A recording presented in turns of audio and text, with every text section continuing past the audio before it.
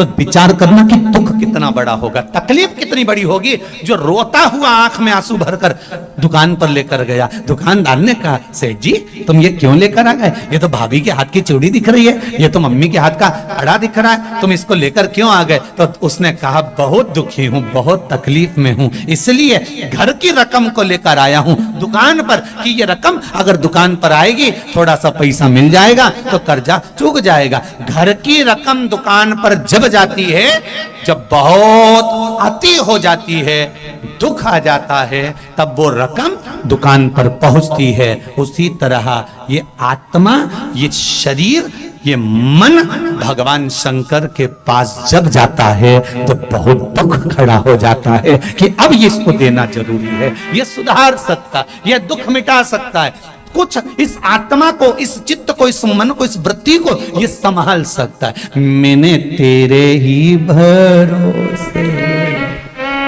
ओ बाबा, तेरे ही भरोसे हवा बिच उड़ती जाएगी, बाबा डोर हटो छड़ी में कटी जाएगी। इसलिए आपसे कहते हैं कि शंकर जी के मंदिर जाते रहो, भगवान शिव को एक लोटा जल चढ़ाते रहो, शंकर भगवान को एक चावल का दाना चढ़ाते रहो, शिव के मंदिर में एक बेलपत्र चढ़ाते रहो, बेलपत्र ना मिले तो शंकर जी की उठाकर धोकर फिर चढ़ा दो, पानी ना मिले तो 3 बार ताली बजा दो, वो भी ना मिले तो शंकर के दरवाजे पर जाकर थोड़ा सा मुस्कुरा दो, भगवान शिव को लगेगा रोज आती है और मुस्कुरा के जाती है। पार्वती जी कहेगी मुस्कुरा इसलिए रही है कि 2 बार तो पशुपति व्रत कर लिए, रोज सोमवार का व्रत करती है, इसके बाद भी दुख नहीं कट रहा तो तुम्हें चिढ़ा कर जा रही है। शंकर जी कहेंगे अब इसका दुख मिटाना पड़ेगा, मुस्कुरा उसके दरवाजे पर जाकर,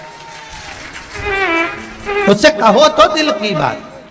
इस शरीर को लोग कहते हैं आपके गुरुजी ने कहा कि भगवान से कुछ नहीं मांगना चाहिए, पर हमारी तो शिव महापुराण की कथा कहती है जो कुछ भी मांगना संसार से मत मांगना, उस उघड़तानी से मांगना, जो दुनिया को देता है वो तुम्हें दे।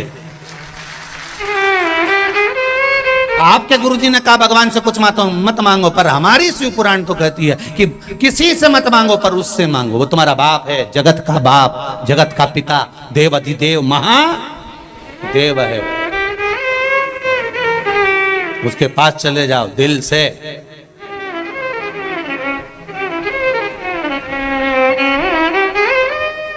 ये आत्मा, ये शरीर, ये सोने की रकम है, इस शरीर को भगवान तक लेकर जाओ।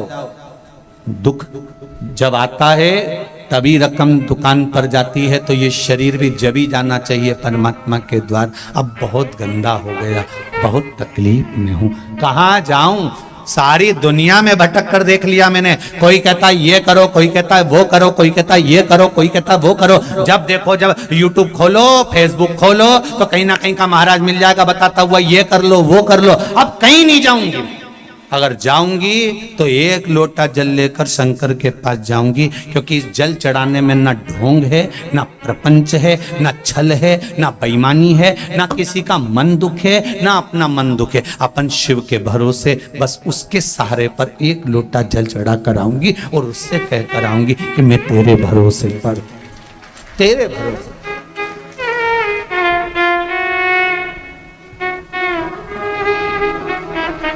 बस तेरा भोलेनाथ दया करना, मैं तेरे भरोसे हूँ। उसके भरोसे पर रहो, उसके सहारे पर रहो, उसके आनंद में रहो, मत भटको यहां वहां। सारी दुनिया में भटक कर देख लेना, अंत में कुछ नहीं मिलने वाला। लोग तुम्हारा धन रख लेंगे, 5,000 यहाँ जमा कर दो, 2,000 वहां जमा कर दो, 3,000 यहाँ जमा कर दो, फिर ये 4 गेहूं का दाना उठा के ले जाऊं ने, 5 ये ले जाऊं ने, वो ले जाओ, कुछ नहीं निकलेगा इसका सार। अंत समय में फिर आना ही पड़ेगा शिव के द्वार, अंत बिंदु वही है, उसके सिवाय कुछ नहीं है। और जीते भी शिव के बन जाओ तो मरने के बाद भी शिव के ही होना है। अंत समय के बाद में, प्राण छूटने के बाद सब आग लगा के चले जाएंगे। भगवान विष्णु वैकुंठ में रहेंगे, ब्रह्मा ब्रह्मलोक में रहेंगे, इंद्र इंद्रलोक में रहेंगे, सारे देवता अपनी अपनी जगह पर रहेंगे। पर शमशान में जब आग लगा के जाएंगे तब कोई नहीं रहेगा, तब वो ही रहेगा, एक देव अधिदेव महादेव रहेगा। तुम हड्डियां अग्नि के कारण चटर चटर कर रही होगी तो महादेव पूछेंगे, क्यों री कमला, तेरी हड्डी तो बहुत टूट रही रे। कमला के कभी नहीं गई ना शंकर के मंदिर, इसलिए अब चटर चटर करके टूट रही। महादेव ये जाती ना तो नहीं टूटती है, निश्चित बहुत चटर चटर।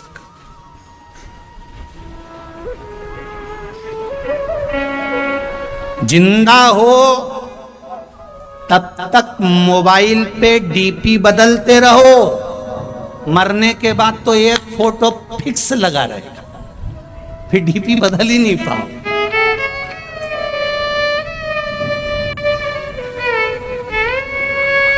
मरने के बाद डीपी बदल रही है क्या? अरे बोलो तो सही। फिर एक जैसा फोटो इतना बड़ा फ्रेम में, माला पूड़ी और खीर चिपकी हुई और तुम पल्लू लेके मुस्कुराती हो।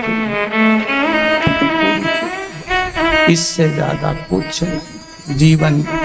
जिंदा हो तब तक डीपी बदलते रहो, मरने के बाद तो एक फोटो डीपी पर फिक्स हो जाएगा, और वो भी छोरा छोरी लगाएंगे तो लगाएंगे, नहीं तो कौन लगा रहा तुम्हारा फोटो।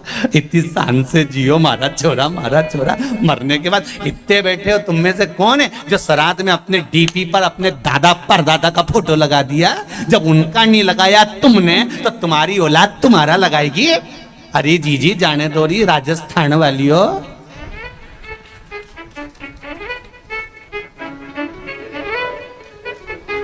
कोई नहीं याद करे, फालतू की बात। जब चले जाओ तो लोग बूंदी और सेव चढ़े खूब खाए, पर कोई नहीं याद करे। कौन याद करेगा? जिंदगी है, अलमस्त होकर जियो, रोके नहीं, खुश होकर जियो। इतनी प्रसन्नता का जीवन जीना कि दुख है और बहुत चेहरे पर स्माइल है, तो लोग भी, परिवार वाले भी कहेंगे कितनी दुखी थी, कितना कर्जा है, कितनी तकलीफ में है, तो भी कितनी मुस्कुरा रही है। पूरे परिवार वालों को तुम्हें देख के टेंशन हो जाएगा कि इतना दुख होने के बाद ये हंस क्यों रही है। उनकी रोटी नहीं भाएगी, उनको आधा खा के छोड़ देंगे कि ये मुस्कुरा क्यों रही है। कारण क्या है इसके मुस्कुराने का? इतना दुख होने के बाद, इतना कर्जा होने के बाद, इतनी तकलीफ होने के बाद, शरीर में इतना कष्ट होने के बाद भी जब देखो, जब खजूर वाली चोटी करके खूब जोरदार दिखे तो भगवान कहते मुस्कुराते रहो, चेहरे पर प्रसन्नता होना चाहिए। आग लगे बस्ती में, आवाज नहीं आई है जरा के बोलो, आग लगे बस्ती में और अपन रहो मस्ती में। क्या किसको रोइए, चादर तान के सोइए। अपने को क्या करना कि कौन क्या कह रहा है, कौन क्या बोल रहा है, वो बोले तो बोलने दो, आड़ा टेढ़ा बोले तो बोलने दो। हम तो बहुओं से भी कहते हैं तुम्हारी सास कुछ भी बोले वो बोलती रहे, बोलने दो, तुम तो भजन गाओ ना, तुम तो भजन गाओ। वो गाली दे, तुम श्री शिवाय, बस सास को ऐसी देख के 2-4 बार बोल दो श्री शिवाय। सास भी बोलेगी कुछ जादू कर रही है क्या? बस इतना तो वो बोले कि जादू कर रही है। कहना पता नहीं, मुझे तो नहीं मालूम, पर इस मंत्र में जादू हो सकता है। तभी तो महाराज व्यासपीठ से बोले और लोग लाखों की संख्या में मोबाइल और फेसबुक पर सुनते रहे। इस मंत्र में कुछ तो होगा, ये निश्चित है। जपो श्री शिवाय नमस्तुभ्यम। ये जिह्वा से जितनी बार निकलता है शिव महापुराण में अभी अभी कुछ समय पहले, 1-2 महीने पहले इंदौर में कथा थी, लोगों ने बहुत ऑब्जेक्शन लिया, ये श्री शिवाय नमस्तुभ्यम कहाँ से आया, ये कोई मंत्र है क्या, ये कोई साधना है क्या, लोगों ने खूब ऑब्जेक्शन लिया। उसके बाद में लोगों ने जब शिव पुराण में देखा, शिव पुराण में जब देखना चालू करा तो शिव पुराण में लिखा था विद्येश्वर संहिता में कि इस मंत्र को बोलने वाले का केवल मुख का दर्शन कर लो तो काम हो जाता है, उसमें लिखा है। जब लोगों ने इस मंत्र का ऑब्जेक्शन लिया कि ये मंत्र क्यों, श्री शिवाय नमस्तुभ्यम कहाँ लिखा है, इस मंत्र का क्या प्रयोग होता है, इसको क्यों जपा जाए, जब लोगों ने इसको जब जनमानस में भेज दिया कि ये तो सियोर वाला महाराज ने बनाया मंत्र, ये तो फालतू का है, ये तो होना ही नहीं चाहिए, ये तो ऐसा नहीं होना, तब लोगों ने फिर पुराण में ढूंढा कि आखिर लिखा कहाँ है। तब इनने ढूंढा तो उसमें लिखा हुआ आ गया कि इस मंत्र का जप करने वाला व्यक्ति इसको केवल मुंह से बोल भी ले और उसका चेहरा भी देख लो तो ही मनुष्य का सब कार्य सफल हो जाता है। तो फिर बोलने में अपना क्या जाता है, प्रेम से बोलो श्री शिवाय नमस्तु।